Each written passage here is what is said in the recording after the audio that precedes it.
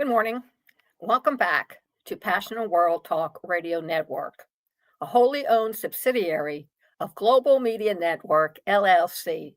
Educate, enlighten, entertain, and let's not forget mindfulness.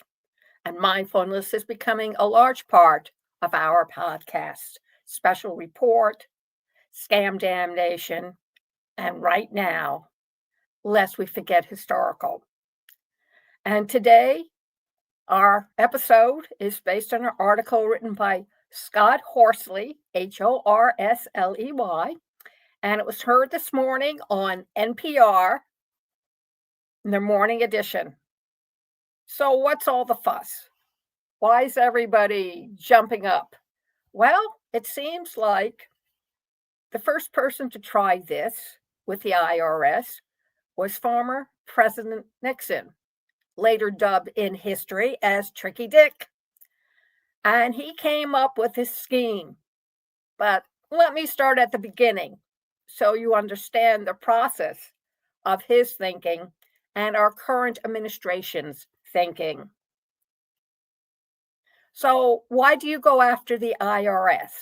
Our former Tricky Dick decided that he would utilize tax data to trace immigrants who did not have legal status, is similar and runs parallel to the current administration's threat to Harvard University tax exemption.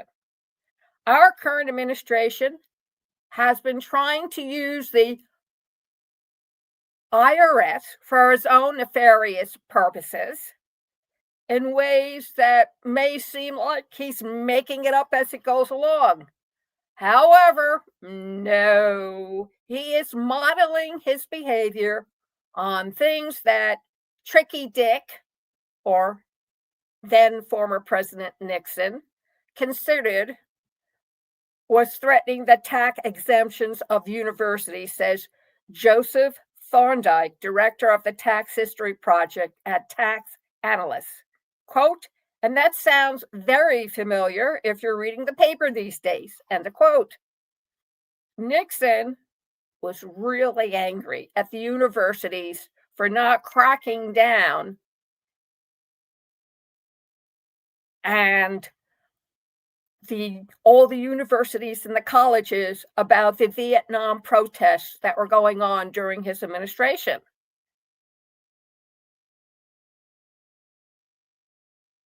She just sounds familiar. The president is now saying about the Ivy League schools and Harvard not doing more to silence protests against the war in Gaza. And an administration crackdown on anti-Semitism on college campuses.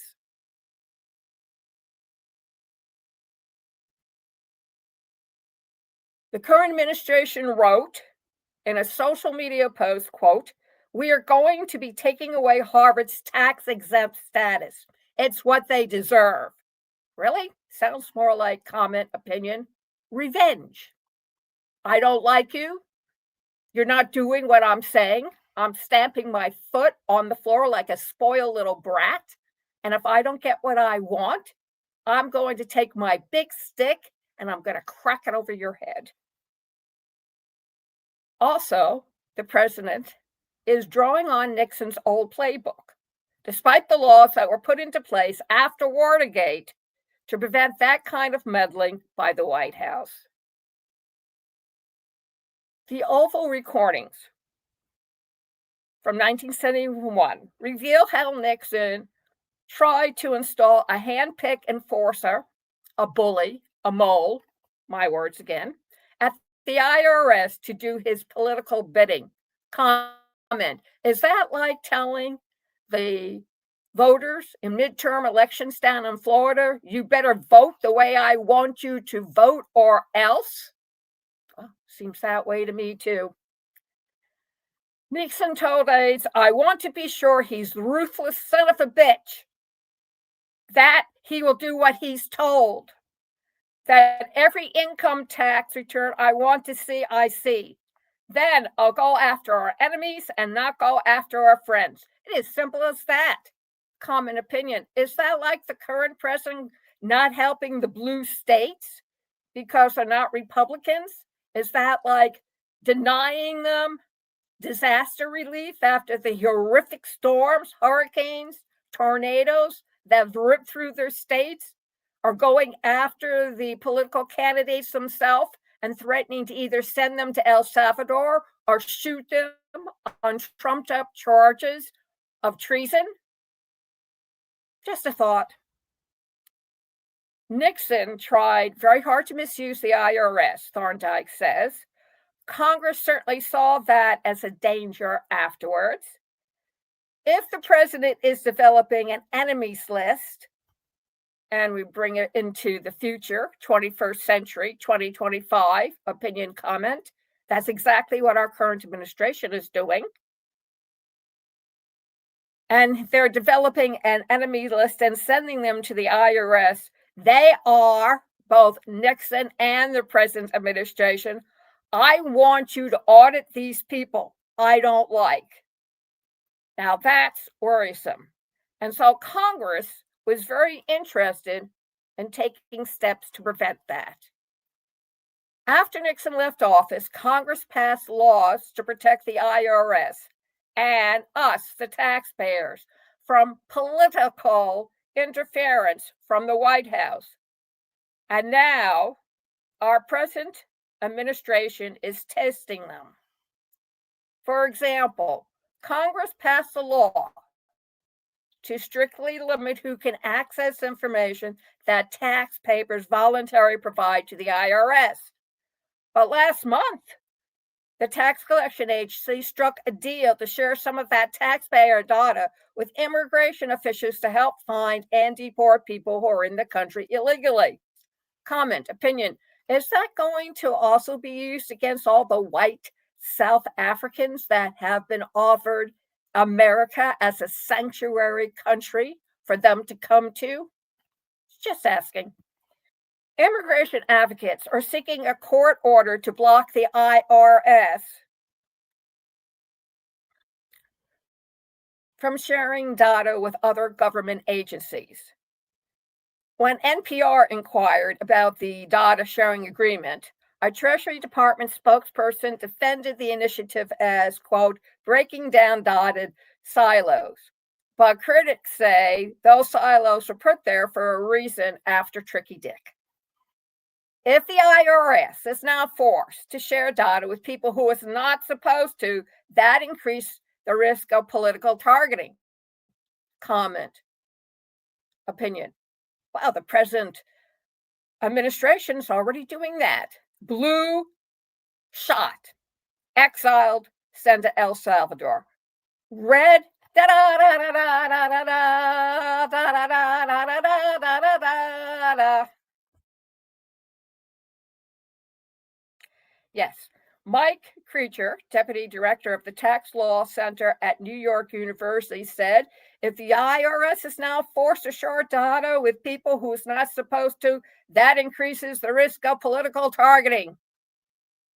An acting commissioner of the IRS resigned shortly afterward. The data sharing agreement was reached. The president is now on his fourth acting commissioner since taking office less than 4 months ago. Comment, opinion, that's one person a month. His nominee for the permanent job, former Rep. Billy Long, Republican, Missouri, is still waiting on confirmation hearing. Congress has also tried to prevent a rerun of Nixon's enemies list by prohibiting the president and people around him from requesting or interfering with an IRS investigation. Preacher says, I used to work at the IRS. If you're an IRS person and you're on the receiving end of an improper request from a political official to use the IRS as a weapon, you're supposed to go to the inspector general and report that right away. Opinion, comment, yeah, sure. That hasn't stopped the current administration from insisting the IRS should strip Harvard and other nonprofit groups of their tax-exempt status. I got a question.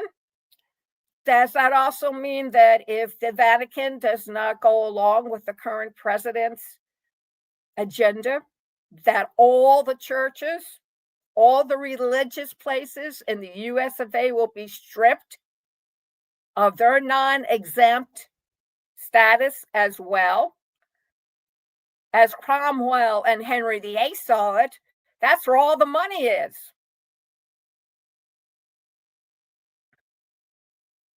Losing a tax break would be a severe blow to Harvard, which depends on tax-free gifts and its tax-free endowment from nearly half of its annual budget. And the current president said, I think Harvard is a disgrace. Tax-exempt status, I mean, that's a privilege. That's really a privilege, and it's been abused. Comment, opinion. Abuse, privilege, accepting a gift from the Arabs, from Qatar, a Boeing 747 decked out in gold. That's a privilege. And that's not an abuse? Really?